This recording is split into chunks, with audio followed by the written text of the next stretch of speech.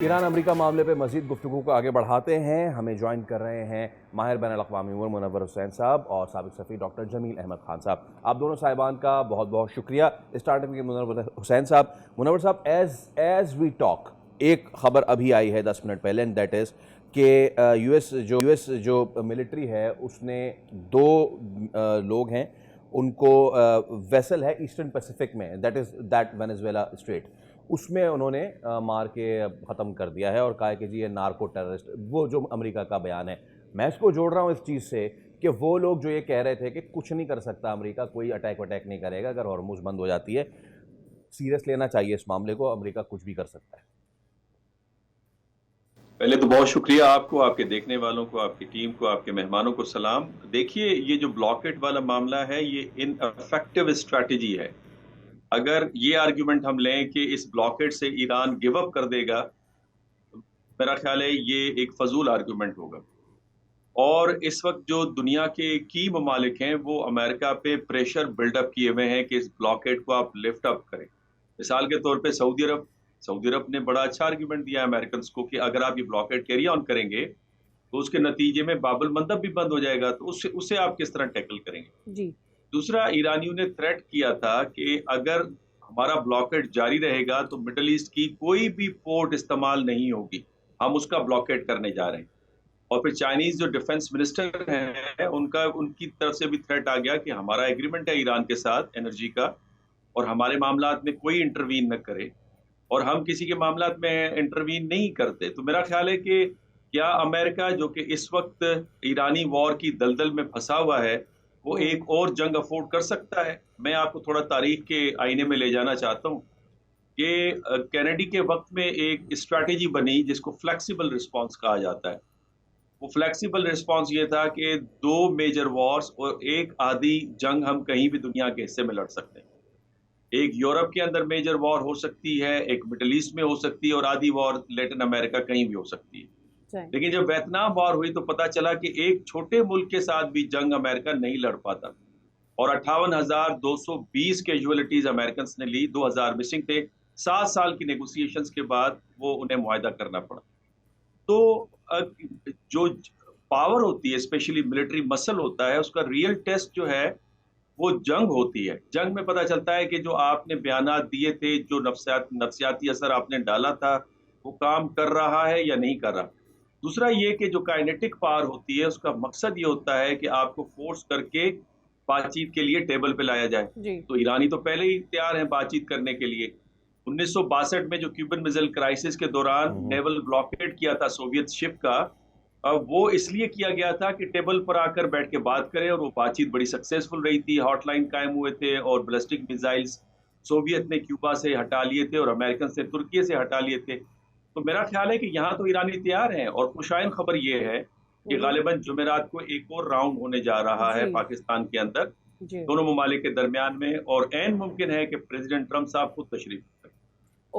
That will be great. میرے خیال میں یہ بہت ہی ہیوج ہوگا کہ اگر پاکستان کا خود ڈونلڈ ٹرمپ دورہ کرنے جاتے ہیں. ایک تو یہ سگنیفیکنس ڈائلاگ کی بھی بڑھا دیتا ہے, یہ پاکستان کے میڈییشن کے رول کو بھی مزید تقویت دیتا ہے. جمیل صاحب کو شامل گفتگو کر لیتے ہیں. جمیل صاحب, جس طرح سے منور صاحب بتا رہے ہیں کہ اگلا راؤنڈ جو تھرسڈے کو ہے, پاسبلٹیز آر کہ ڈونلڈ ٹرمپ اس کا حصہ ہوں گے. اس سیکنڈ راؤنڈ کو کتنا سگنیفیکنٹ دیکھتے ہیں پاکستان کے لیے اور دونوں ملکوں کے لیے بھی؟ اگر تو ہوتا نہیں, سیکنڈ راؤنڈ تو نہ صرف پاکستان دونوں ملکوں بلکہ تینوں ملکوں کے علاوہ پوری دنیا کے لیے بھی بہت امپورٹنٹ ہے. دنیا جس تکلیف میں اور جس کرب میں مبتلا ہے, معاشی تکلیف اور معاشی کرب میں مبتلا ہے دنیا, وہ زیادہ عرصے تک تو برقرار نہیں رہ سکتا. اور اس کے وضاحت اپنے کئی مرتبہ اس کو سنا ہوگا. آپ کے ناظرین کے لیے میں ریفریش کر دوں میموری کہ آئل کا تو خیر ہے ہی ہے, پرائس آج بھی $101 پر پہنچا ہوا ہے, اور بڑھنے کی امید ہے اس بلاکٹ کی. اور کیوں بڑھنے کی امید ہے؟ ایک طرف سے پاسداران نے بند کیا ہوا ہے, دوسری طرف سے اوپن سی میں بلاکٹ لگ گیا ہے. فی الحال بلاکٹ کے مضمرات آپ نے سن لیے منور صاحب نے سے, باقی میں 1-2 پوائنٹ جوڑ دوں گا بعد میں. لیکن یہ ہے کہ اگر مقصد یہی ہے کہ آئل کی قیمت کم ہو تو پھر تو بلاکٹ سے اور کا مسئلہ بڑھ جائے گا, کیونکہ جو شپس کی آمدرفت ہے ایک طرف سے روکیں گے پاسداران, اور دوسری طرف سے کہتے ہیں کہ جو بھی آئل ایران کے پورٹ سے نکلے گا یا ایران کے پورٹ پہ جو بھی ویسل جائے گا اس کو ہم روکیں گے. اور چائنا کی آپ نے بات سن لی, جو مسٹر جن ہے جن کو ویانگ جن, وہ ان کے منسٹر آف ڈیفینس ہیں, اور آپ نے وہ بات سن لی کہ انہوں نے کیا کہا ہے کہ ہمارے ان کے ساتھ ایگریمنٹ ہے اور ہمارے معاملات میں مداخلت نہ کیا جائے. تو وہ بڑی قوتیں جو اس میں تکلیف میں ہیں, اور واضح رہے کہ 1.5 million barrel per day Iran سے چائنا آئل خریدتا ہے. تو اس میں پرابلم. دوسری بات یہ ہے کہ جو اگر یہ زیادہ لمبا سلسلہ چل گیا تو امریکہ اور نارتھ امریکہ میں اور دنیا کے مختلف علاقوں میں موسم کے لحاظ سے یہ بوائی کا ٹائم ہے, یہ سوئنگ ٹائم ہے, اور اس میں تقریباً 40-50% جو فرٹیلائزر ہے, کھاد ہے, وہ اس علاقے سے جاتی ہے. تو قحط اس کا مطلب پڑ جائے گا. میں دنیا کی بتا رہا ہوں کہ کیا کس کرب میں مبتلا ہے اور کس میں ہونے والی ہے. مزید ہیلیم ہے, اس کے علاوہ سلفر ہے. ہیلیم استعمال ہوتا ہے دنیا کی بہت سارے الیکٹرانک معاملات میں اور ایون ویپنز کی پروڈکشن میں, اور سلفر استعمال ہوتا ہے تانبے اور پیتل کو پروسیس کرنے میں, جس کا کہ تمام جو ہم استعمال کرتے ہیں یہ سوفسٹیکیٹڈ آئٹمس اس کا ہے. تو یہ تو سارا گیپ آ جائے گا پوری دنیا میں, ایک اسٹینڈ اسٹل سا ہونا شروع ہو جائے گا. تو اس کا مطلب کیا ہوا؟ مطلب یہ ہوا کہ پوری دنیا انٹرسٹڈ ہے کہ یہ معاملہ کسی طریقے سے نمٹ جائے. اب معاملہ کہ اٹکا کہاں ہوا ہے؟ جی, اٹکا ہوا ہے معاملہ نیتن یاہو پر. اور یہ بات بالکل صحیح ہے کہ کوئی قیاس البعید نہیں ہے کہ ڈونلڈ ٹرمپ خود آئے, اس لیے کہ ڈونلڈ ٹرمپ نے کہہ دیا کہ جو ٹیم ایران سے آئی ہوئی تھی ان کے پاس پورا مینڈیٹ نہیں تھا, اور نہ ہی جے ڈی وینس کے پاس پورا مینڈیٹ تھا. اس لیے کہ جو بات نیتن یاہو کہتے ہیں کہ میں نے تو جہاز میں بھی ان سے بات کی, اور جو اطلاعات امریکنز کو ہیں کہ وہ جانے سے پہلے بھی انہوں نے پوری ایکسچینج آف ویوز کیا, اور اپنے ان ادر ورڈز جس طرح کچھ امریکنز کہتے ہیں کہ تو ہدایت تو نیتن یاہو سے لیتے ہیں. تو یہ تو اسرائیل فرسٹ والی بات آ گئی, امریکہ فرسٹ والی بات کہاں ہو گئی. اور جس طرح 3 سال پہلے ہلری کلنٹن نے تقریر کے دوران کہا تھا ڈونلڈ ٹرمپ کی طرف اشارہ کرتے ہوئے کہ he is the person who has a very thin skin and anyone can get under his skin and get the decision made. تو وہ ان تمام چیزوں کو اگر ذہن میں رکھیں تو پھر نیتن یاہو کو نیوٹرلائز. بالکل ٹھیک ہے ڈاکٹر جمیل صاحب, I've got your point. All right, I've got 3 minutes and you'll both gentlemen will be sharing half. منور صاحب, آپ نے جو بات کی ہے that's huge and yes there are papers across the globe who are reporting کہ efforts ہو رہی ہیں for second round, اور اس میں ایران جو ہے کہہ رہا ہے کہ جی وی آر فیورنگ پاکستان کے وہاں پر ہوں یہ چیزیں.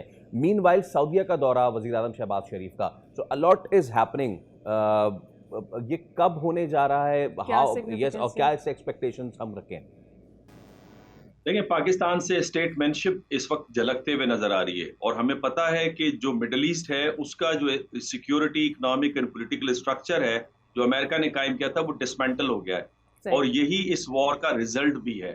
اور پہلے دن سے میں پریڈکٹ کر رہا ہوں کہ یہ گریٹ گیم ٹریپ ہے جس میں امریکہ زخمی ہوگا, بلیڈ ہوگا, اور امریکہ کا قائم کردہ جو نظام ہے وہ ایک ریجن سے دوسرے ریجن سے تیسرے ریجن میں ڈسمینٹل ہوگا, اور بالآخر پورے سسٹمک لیول پہ اس کا وجود باقی نہیں رہے گا. تو آپ دیکھ رہے ہیں کہ مڈل ایسٹ کے اندر جو مڈل ایسٹرن کنٹریز ہیں ان کو امریکن سیکیورٹی اسٹرکچر پہ اس وقت یقین نہیں رہا, اور ان سب کو معلوم ہے کہ صرف امریکہ اسرائیل کو پروٹیکٹ کرنا چاہتا ہے. تو اس صورت میں الٹرنیٹو آپشن کیا ہے؟ آپشن یہ کہ جو مڈل رینج پاس ہیں ریجن کے وہ اپنا سر جوڑ کر بیٹھیں اور اس کے ساتھ ایک نیا اسٹرکچر مرتب کریں. تو اس کا آغاز سعودی عرب سے ہوا ہے, اس میں مصر, ترکی اور پاکستان بھی شامل ہیں, اور آگے جا کے ممکن ہے کہ انڈونیشیا اور ایران بھی اس کا حصہ. آلرائٹ منور صاحب, گاٹ یور پوائنٹ. جمیل صاحب, اس میں آپ ایڈ کرنا چاہیں گے یہ جو دورہ ممکنہ طور پر ہونے جا رہا ہے وزیر اعظم کا سعودی عرب کا؟ یہ بات تو مسلم ہے کہ گلوبل نارتھ سے گلوبل ساؤتھ کی طرف دنیا موو کر رہی ہے. وہ سفر جو ایسے 20 سال کے بعد ہونا تھا وہ سفر بہت قریب ہوتا جا رہا ہے اس جنگ کے بعد, اور دنیا نے دیکھ لیا کہ کون کس کو پروٹیکشن دے سکتا ہے اور کس طرح اکانومی چلتی ہے دنیا کی. یہ تو رہی پہلی بات. دوسری بات یہ ہے اس پورے خطے کو جن کو پروٹیکشن دینی تھی, جن کو سیکیورٹی دینی تھی, جس نے دینی تھی امریکہ نے اپنے 27 کے قریب بیسز کو بنا کر خلیج میں, ان کو پروٹیکشن کے بجائے وہ لائبلٹی بن گئی. وہاں کے عوام سوچنے پر مجبور ہو گئے. کوئی بعید نہیں ہوگا کہ وہاں کے عوام, حالانکہ بڑی اتھارٹیرین رجیم ہے, وہ بھی کھڑے ہوں گے جان چھڑا ان سے کہیں دوبارہ حملہ نہیں ہو جائے. آخری بات کہ ایران کے صرف ایک ہی پوائنٹ ہے انریچمنٹ کا. میرا اپنا ماننا یہ ہے کہ انریچمنٹ پہ ایران جس طرح پہلے اس کا تھا کہ وہ بالکل ریڈیوس کر سکتا ہے, اس کو گارنٹی چاہیے. پاکستان جیسا ملک مڈل پاور ہے, لیکن پاکستان جیسا ملک اس کو مجھے یہ اندازہ ہے کہ کچھ باتیں چل رہی ہیں, اور پاکستان سے زیادہ کمفرٹیبل وہ ہوگا کہ 450 جو اس کا افزودہ شدہ مٹیریل ہے 60% وہی بون آف کنٹینشن بنا ہوا ہے. ہرمز کا بھی مسئلہ حل ہو جائے گا, لبنان کا بھی ہو جائے گا. بون آف کنٹینشن وہی ہے اسرائیل کی وجہ سے. اس کو کرنے کے لیے ایران راضی ہو سکتا ہے کہ وہ 450 پاکستان کی نگرانی میں دے دیا جائے بجائے آئی اے ای کے, کیونکہ آئی اے ای پہ انہوں نے آبجیکٹ کیا تھا کہ اس میں امریکنز ہیں, ہم نہیں چاہیں گے کہ وہ آئیں ہمارے کنٹری میں اور اس کو اوور سائڈ کریں. پاکستان سے وہ زیادہ کمفرٹیبل فیل کرے گا. انہوں نے انڈیا نہیں دیا, رشیا کو بھی رشیا نے بھی آمد کیا تھا. یہی سب سے بڑی بات ہے. اس بات پہ اگر راضی نامہ ہو جاتا ہے تو ڈونلڈ ٹرمپ بھی آ سکتے ہیں اور دستخط بھی ہو سکتا ہے اسلام آباد. This is going to be huge. Yes, if this happens. Thank you so much, gentlemen. Subscribe کریں اور بیل دبائیں تاکہ کوئی خبر رہ نہ جائے.